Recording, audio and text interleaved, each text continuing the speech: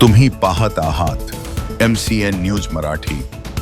राष्ट्रीय खाद्य तेल अभियानांतर्गत कृषी विभागाच्या वतीने सोयाबीन पिकावरील किडी व रोग व्यवस्थापन तसेच आधुनिक पीक व्यवस्थापनाबाबत शेतकरी प्रशिक्षण कार्यशाळा बुधवार दिनांक 12 ऑगस्ट 2026 रोजी जळगाव जामोद तालुक्यातील खेरडा बुद्रुक येथे उत्साहात पार पडली। सध्या सोयाबीन पीक फुलोरा अवस्थेत असून या काळात किडी व रोगांचा प्रादुर्भाव होण्याची शक्यता असल्याने शेतकऱ्यांनी नियमित शेत भेटी घेऊन पिकांची पाहणी करावी असे मार्गदर्शन करण्यात आले। कृषी विज्ञान केंद्र जळगाव जामोद येथील शास्त्रज्ञ अनिल गाभणे यांनी फुलोरा अवस्थेतील सोयाबीन व्यवस्थापनाबाबत सविस्तर मार्गदर्शन केलं। प्रत्यक्ष शेत पाहणी दरम्यान मित्र व शत्रू किडींची ओळख करून देत मित्र किडींचे संवर्धन आणि अनावश्यक कीटकनाशकांचा वापर टाळून एकात्मिक कीड व्यवस्थापनाचा अवलंब करण्याचं आवाहन केलं। आत्माचे तालुका समन्वयक सागर राऊत यांनी दशपर्णी अर्क तयार करण्याची पद्धत वापर व किडींच्या नियंत्रणातील त्यांचे महत्त्व समजावून सांगितले।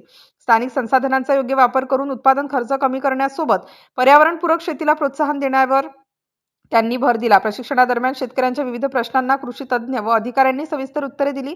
कार्यक्रमास SS शेळके, AM गाडगे, योगेश मसाड, रवींद्र तायडे, दुर्योधन उमाडे यांच्यासह परिसरातील शेतकरी मोठ्या संख्येने उपस्थित होते।